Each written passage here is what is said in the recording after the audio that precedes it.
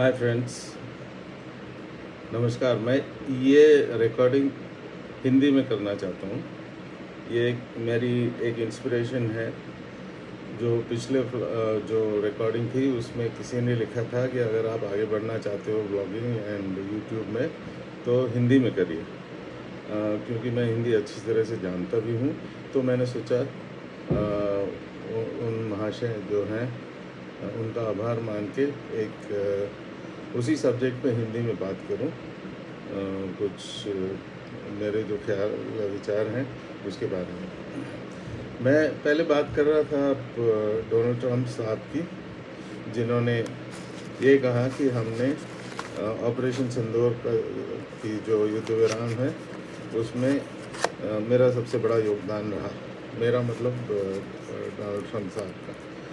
और इस बारे में भारत में बहुत ज़्यादा चर्चाएं हुई, कुछ आलोचनाएं हुई और कुछ इंग्लिश में कहूँ तो फिंगर पॉइंटिंग भी हुआ। तो इससे मुझे लगा कि ये एक ऐसी चीज़ है जहाँ की हमको थोड़ा संयम रखना ज़रूरी था, क्योंकि ये ऐसी बात नहीं है कि आप ट्रम्प साहब जिनका जो नेचर है उसके बारे में आप समझे तो वो किसी तरह की आलोचनाएं झेलने के काबिल नहीं है। तो फिर भी उनको समझाना ज़रूरी था कि आप जो कह रहे हैं ये बिल्कुल सही नहीं है, और भारत पाकिस्तान के बीच में तीसरे किसी भी देश की या किसी व्यक्ति की दखलअंदाजी की कोई गुंजाइश नहीं है।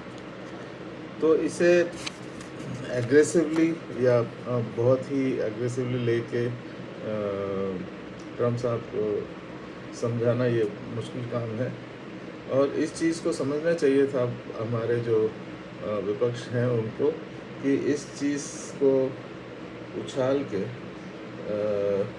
इसका एक तरह से दुरुपयोग करना अपनी एडवांटेज के लिए, ये सही नहीं है। और उसके बाद जो हुआ कि जो G7 या दुनिया के 7 सबसे अमीर देश जो हैं उनकी जो बैठक होती है उसमें कई सालों से भारत सम्मिलित हुए हैं, लेकिन इस साल ऐसा लग रहा था कि शायद हम उसमें नहीं रहेंगे, तो उसको भी बहुत सारा उछाल दिया गया था। लेकिन आखिर में बाकी 6 देशों ने कनाडा पे काफ़ी दबाव डाल के भारत के श्री नरेंद्र मोदी को बुलावा भेजा था। तो उसके पहले जो आलोचनाएं हुई और ये कहा गया कि आपने घुटने टेक दिए वगैरह, ये सही बात नहीं थी। लेकिन इस बात पे ये कहना कि हमने ट्रम्प साहब के सामने जाके ये क्यों नहीं बोला, ऐसी चीज़ें नहीं होती है। और जो अंतर्देशीय जो रिलेशनशिप्स होती हैं तो उसमें कुछ संयम और कुछ गुंजाइशें ऐसी होती है कि आपको कंट्रोल में रह के ही बात करना ज़रूरी होता है। और उसी चीज़ का डेमोन्स्ट्रेशन कहिए वो हमारे प्रधानमंत्री ने बहुत सुखरूप किया है, बहुत अच्छी तरह से किया था। लेकिन फिर भी उनकी आलोचनाएं होती रहती है, तो उसके लिए थोड़ा सा मुझे बुरा लग रहा था कि समझाऊं कि हमारे जो विपक्ष हैं उनको ये समझना ज़रूरी है कि इन चीज़ों पे देश की एकता ये बहुत मायने रखती है। और इसमें अगर हम ये ना माने कि हमारी जो सरकार है वो सही नहीं कर रही है, फिर भी उनका साथ देना कभी कभी ज़रूरी हो जाता है, सिर्फ एक प्रोटोकॉल की तरह। तो मैं समझता हूँ कि इन चीज़ों पे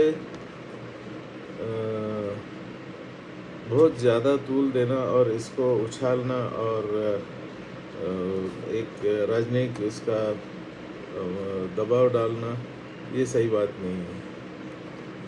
और इससे नुकसान तो विपक्ष का ही होगा आखिर में, ये भी तय है। दूसरी बात यह है कि ट्रम्प साहब ने आज फील्ड मार्शल मुनीर को खाने पे बुलाया, दोपहर के खाने पे, और उस चीज़ को भी काफ़ी तवज्जो दी गई है कि इससे भारत के मुंह पे थप्पड़ जैसा हो गया। ऐसा कोई बात नहीं है।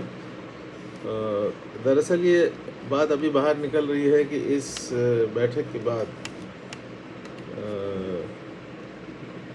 ये हुआ है कि श्री मुनीर को कई चीज़ों का प्रस्ताव दिया गया है, जिससे कि पाकिस्तान की पोजीशन काफ़ी मतलब काफ़ी मुश्किल में आ गई है। तो उनकी जो चाइना के साथ रिलेशनशिप है उस पर दबाव काफ़ी आ रहा है। उनको कहा गया है कि रशिया में जो नहीं करना, और इजराइल और अमेरिका जब ईरान पे हमला करेंगे तो उनका साथ देना है। तो ये चीज़ें पाकिस्तान को मेरे ख्याल से करीब 40-50 साल पीछे ढकेल देगी, और मुझे पता नहीं कि पाकिस्तान इससे बाहर निकल पाएगा कि नहीं। तो ये जो दोपहर का खाना था वो ये बहुत महंगा पड़ रहा है मेरे ख्याल से श्री मुनीर के लिए। अगर उन्होंने इस चीज़ को एक्सेप्ट कर लिया तो मेरे ख्याल से उनकी किरकिरी काफ़ी होगी पाकिस्तान में, ये तो तय है। लेकिन अभी वो फील्ड मार्शल हैं, वो समझते हैं कि वो पाकिस्तान के एकमात्र ऐसे इंसान हैं जो कि कुछ भी तय कर सकते हैं, किसी और को पूछने की ज़रूरत नहीं है। अगर इस तरह की बात है तो इसमें एक चीज़ तय है कि बहुत पाकिस्तान और श्री फील्ड मार्शल मुनीर दोनों की बेइज्जती तो है, लेकिन उससे ज़्यादा उनका नुकसान भी बहुत ज़्यादा होने वाला है। तो जहाँ तक मेरा ख्याल है ये एक दिलचस्प मोड़ पे आके खड़ा हुआ है जो पाकिस्तान और अमेरिका के जो रिश्ते हैं। और दूसरी बात एक और ये मद्देनज़र रखने की ज़रूरत है कि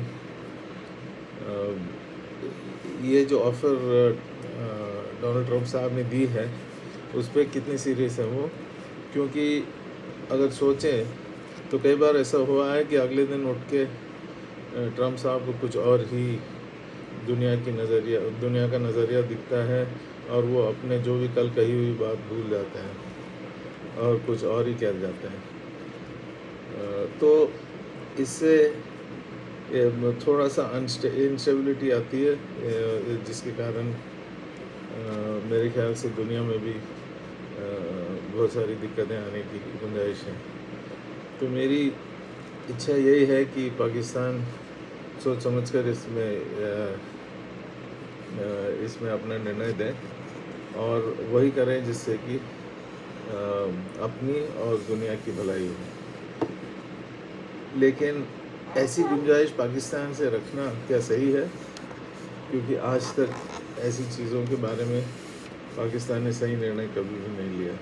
तो अंग्रेज़ी में जैसे कहते हैं keeping our fingers crossed to see how they react, ये करते हैं और देखते हैं आगे कैसे बढ़ता है ये चीज़। लेकिन बात एक ही है कि हमने एक और कदम आगे लिया है शायद इस 21वीं सदी की पहली बड़ी युद्ध में शामिल होने की। तो मेरी प्रार्थना यही रहेगी ईश्वर से कि हर कोई अपनी अकल ठिकाने पर रखें और सही निर्णय ले, जिससे कि अगर शांति पूरी तरह से नहीं बन सके कम से कम महायुद्ध बहुत कम ना हो। धन्यवाद। Thank you.